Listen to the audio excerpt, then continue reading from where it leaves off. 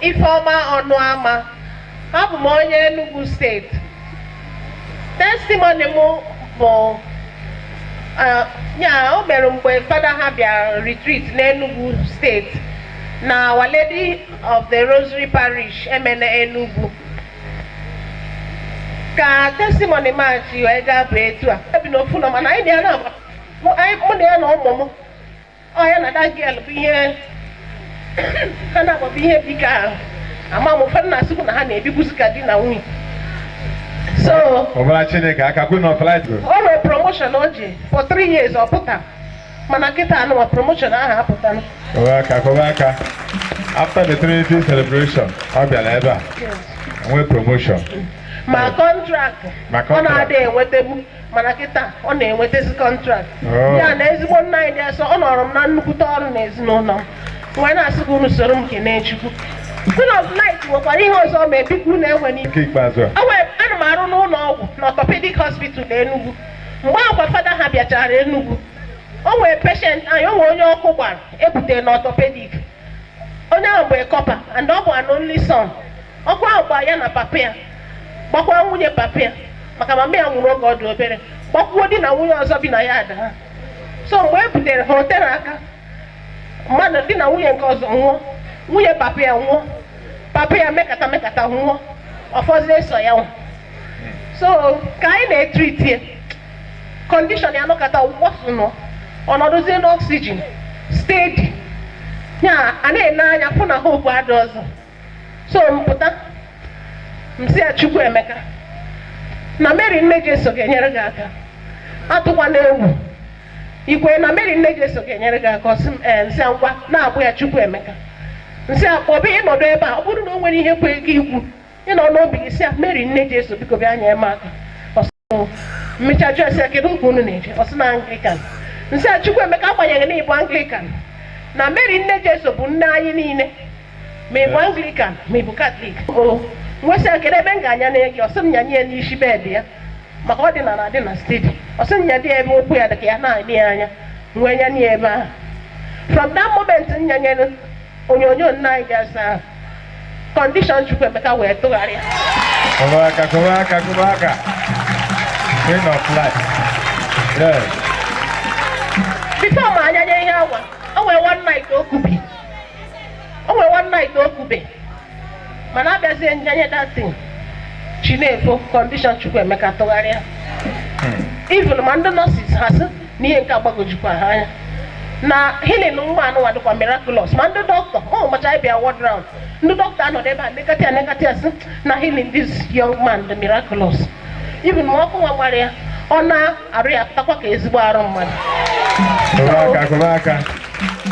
Ote eze aka eme ya discharge zie ọ naba mgbe ọ na-akwado na nsị a Chukwu Emeka irukwa echezekwa na nna anyị dị asọ.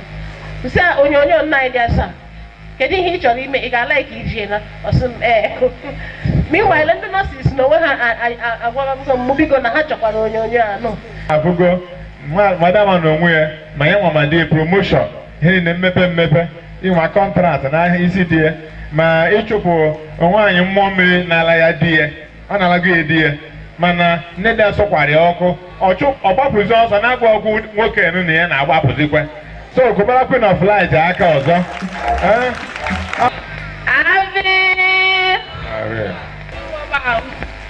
Afam bụ Chiweze Nwike and esi m Ọnịcha ka nsi oke. Ọ sị m njide ya n'aka anyị wee mewe Chineke wee mee agbara ozugbo kwupụta. Ọ sị m na ọnwa nwaanyị wee sị ya biko unu soro m kelee Chukwu. Ọ nọrọ m ihe m eme ha expect. N'ọnwụ ndị ilo chọrọ ihe na ha chọrọ ime m ya asị ekwe ha.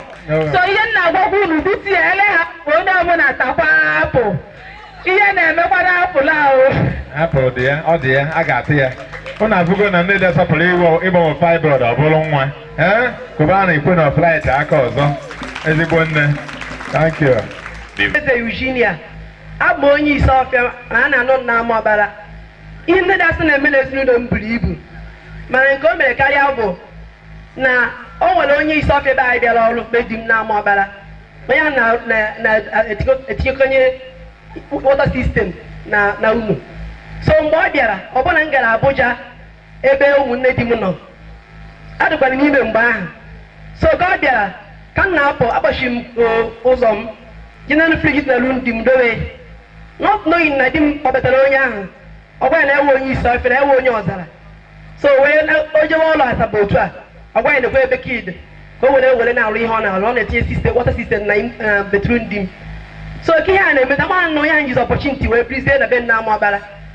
So na Amụọbara ahụ nkwanụ enwere sọd nne gị asọ dọwa na imerụ mmu sọd nke nnukwu desikasị juru na be di m niile mana kọmpand mana aja mana ụzọ ha amara ya mie ka onye ara. So ya ka egwu atụghị nwa o were si na nkwufurezi ọjị ka ọ na-ejezi weta kii na o ji arụ ọrụ were lụrụzie were kii m na friji dị m ahụ wee gbape elu mmu were na jevu laptọpụ m utu chargers dị n'ime laptọpụ ahụ ego a ka wee na-atụkwanụ mgbe ahụ o were jekwa n'ime nwunye dị mvụkwa m ihe niile dị ebe ahụ ma mmanya ma ntama nke na-ekpo ihe niile dị be anyị. So mgbe m batara Abuja ahụ nsi 2 boys ka nsogbu adụ. So mgbe ọ pụrụ anyị n'ụlọ abalị gbasara ala mmụọ na nwesị nne dị asọ n'ebe ọ na okwurugo m bute ebe laptọpụ ahụ ọ ga-emerụ elu isi ebe kpọpụta ndị ụwa ihe o ji bụrụ nne.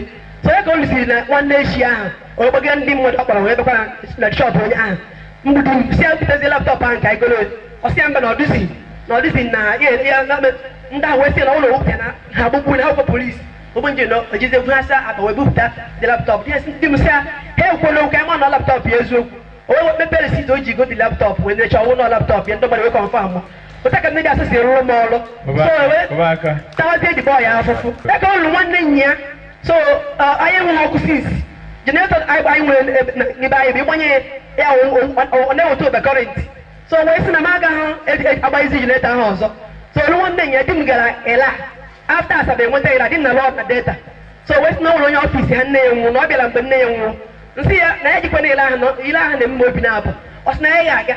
So wee kwuru moto wee jewara ile mgbe ọ na-apụ nwee sị nne dị asọ enekwe nwa ya ebe ọ na-agwụgo m ihe ọjụ echikwawala m ya ka hapụ ịrụ ka ọ m na kọntrol rie nwere olive oil nne dị asọ were tee ya mgbe o jikwa na ile ahụ enweghị m ọgụ onye ji ebetere aka enweghị m fon ga-ejikpọ ya ọ na-eweta aka ebe pọta ha tị di m abataghị ụmụ ya bido nyewe nsogbu ma nke anyị kwuru ego obere ego mee daa dị oyoyo ihe a beze ịmụ ahụ mgbakasị nsọ kedu ka nwoke asị esi jere ha nwe nke nsa kọmuniketi nwe nye obere nwa mara ebusi biko e jee n'ahịa dị nso ka ọ chajere fon ahụ.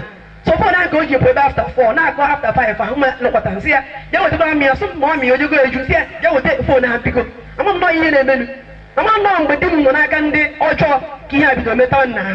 So mgbe o ji eweta fon ahụ ogbo nje ọ batazi n'aka after 6 to 6:30 ọ gbanyere m fon bịara kọlụ ya na ọwụ di m mkpọrọ nsị n'ote n'ebe ọla m sị na kpọnkwa ịma na ya nwe ọkụ since 1 week na onwe ihe menu na anyị nọ n'ogidi gbanye fonu nsị nne dị asọ rikwa enu mmo mgbe akpọkpọ n'ime enu nsị nne dị asọ ọsọ n'ogidi emegide masị m onwe mama mebezi apịkwu fonu mkpọrọ ya enweta mmanụ na Aba ọsị m gị nsị ya mba na onweghị mgbanyekwa fonu ọkwa di m ahụ ọzọ kpọgide okwu arịngị nsị nne dị asọ enyi nwere ihe kara m obi owu na ama na ihe etinye gị m agụmaka ọwa agụ nwaanyị ka ihe agaghị eme onye na-efe ebe gị.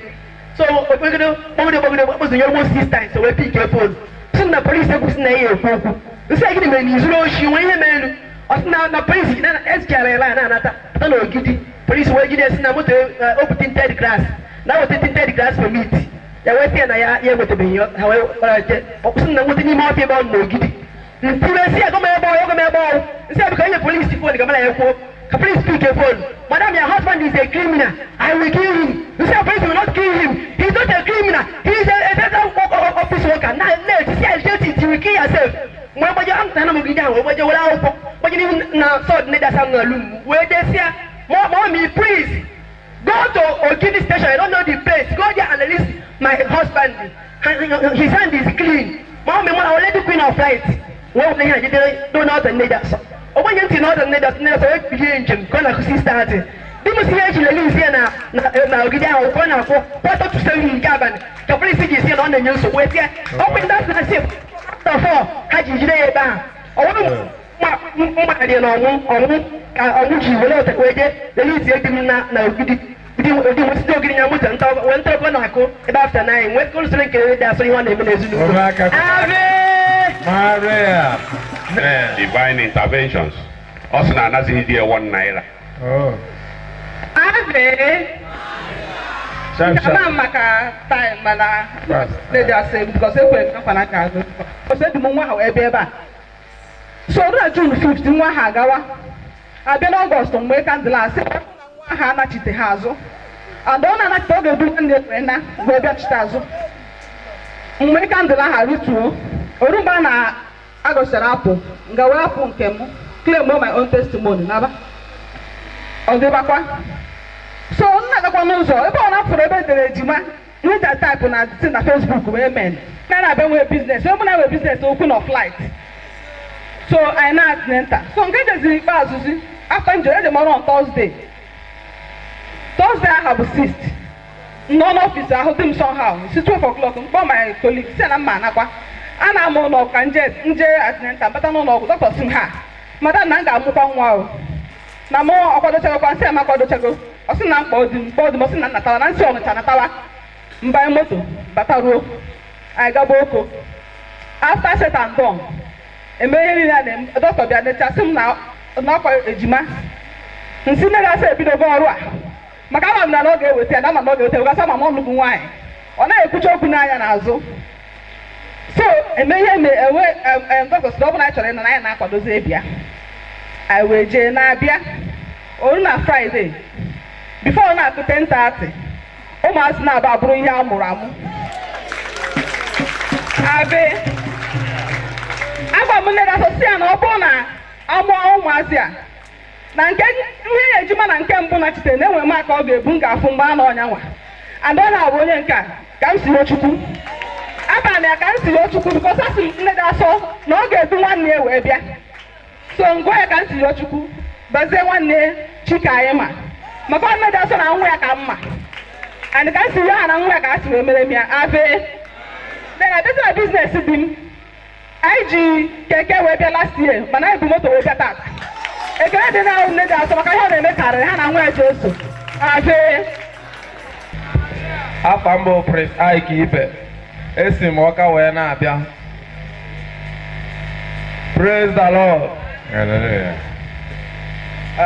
Biko testimony m nwee dị too much. Ama m ebe m mesi bido ihe nna anyị dị asọ na nwa ya na-eme n'isi m na esi ezinụlọ m karịrị akarị ma do to time ka nyezie just brief one. O nwere shop m nwee n'Ọka emepe m shop a na 2013.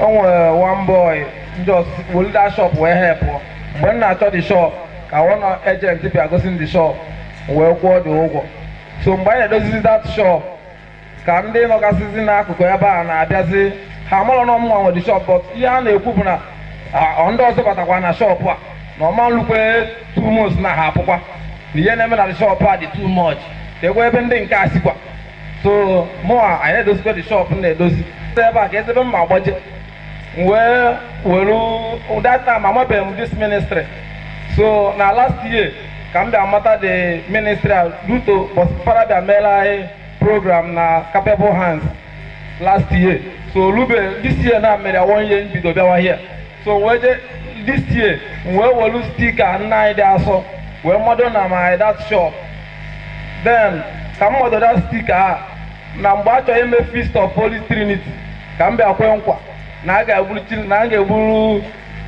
Holy Spirit ebine that Friday olu na Saturday ya landlord because that shop ọ bụla the main landlord ka a na-akwụ ụgwọ the shop onye nwe the shop main landlord bi na the yard so onye tenant onye rent bụ that shop before bụ one occult master and that man ekwela ozi otego landlord before otego landlord si apụ na the shop ọjụ ọ na-akwụ landlord ọsọ mbịa kwụzi ya ụgwọ o jekwuo landlord ọ bụ main landlord ka m na ya na-emekọ something so and that man nọbụ that shop meziri onye ọbụla rent the shop ọ na-agba ọsọ ahịa na mmụọ ụfọdụ nwụrụ anwụ na shop amalọ m ụfọdụ hichara ala na nkọba ihe mere na that shop anyị ama nna ebe a so then si after ka anyị kpochara nkwa ebine ahụ na ya egbu nna anyị dị asọ ebine na Trinity na oge Holy Trinity na Trinity Feast the man because akwụkwọ m ya ụgwọ nke this year that landlord a na-akwụ nkwụzi ojekwuo landlord so duto si ka m nwadara ebe a na ekpere a na-ekpe dị mmanụ kpọzie m na fon si m na biko na ọma kwụsị na ụgwọ shọpụ a ekwubazia to the landlord. Go back. I call take man. I call exactly. So and the year the man on a top of the shop for something thousand. Upon a shop for something thousand and he made the shop or on the other for something thousand. Some joke about and samba. Nan talk and now who shop you just not landlord or some baby can joke about the landlord. Instead of banana. So when was the landlord the yoku? Landlord will put you sick, go messy. Now since 30 years, if like a man go to work that shop, not to get you upon at the shop or you. The shop number that I did come out, Nanja to walk over Messi Chotego, Macadamas number over 50,000. No, I want to can't now at the door. Mega see a lot of simple just to beg in Yak or Papa. Number that I did come on, Samba, no Jesus, Nana, that's not I did come. So praise the Lord. So, Metazia, the one who their hand is officially over to the landlord. Landlord waste no know testimony. Neni chale mudene. No na shop mark beard nenu.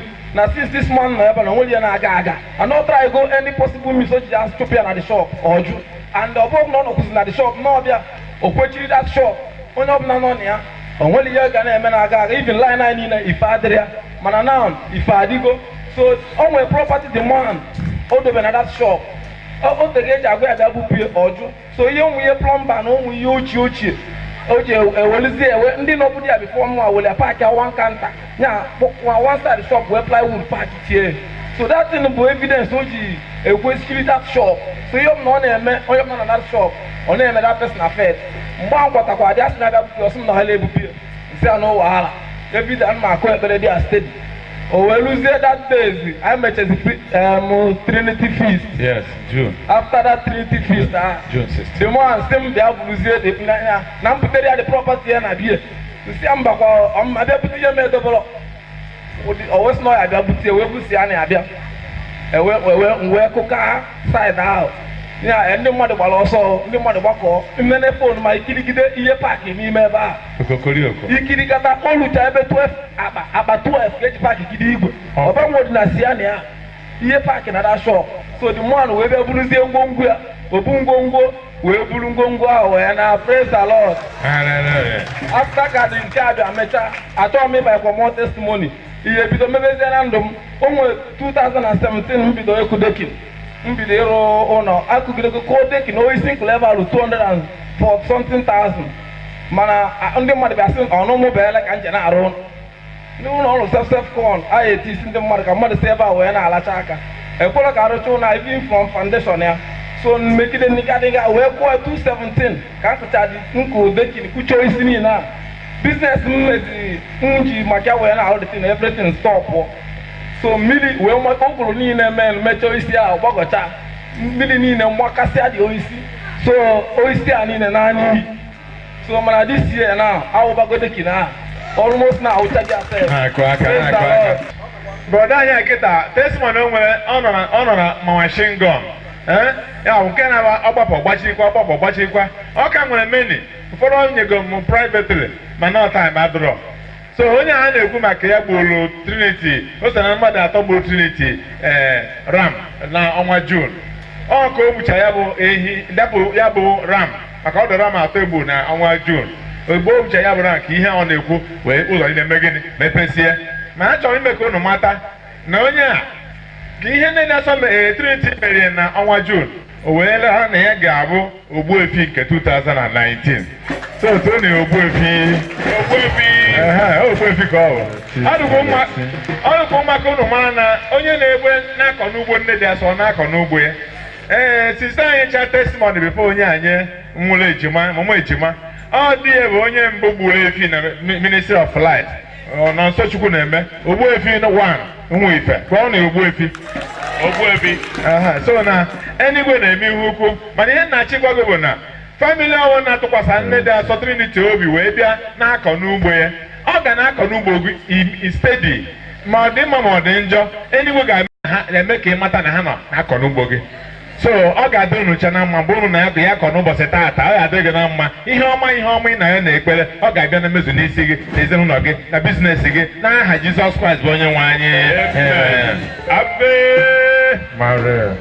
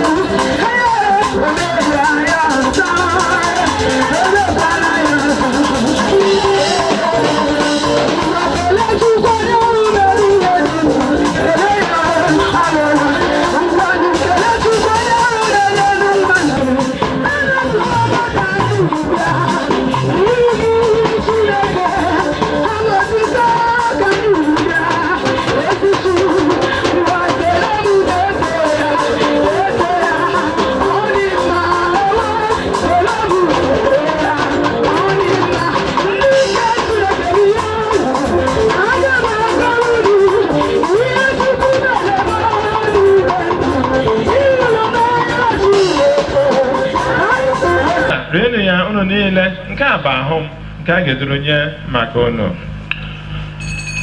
Ebube anyị jejeje ebube ebube anyị na ebube jejeje ebube ebube anyị ebube anyị jejeje n'ebe ebube ebube anyị na n'oke ebube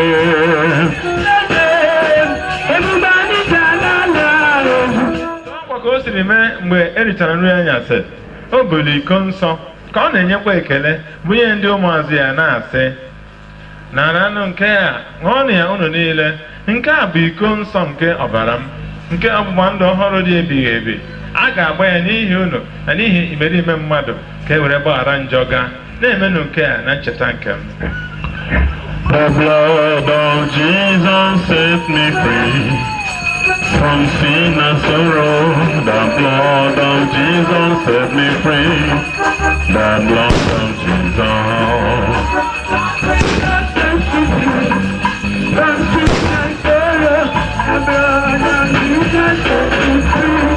The blood of Jesus.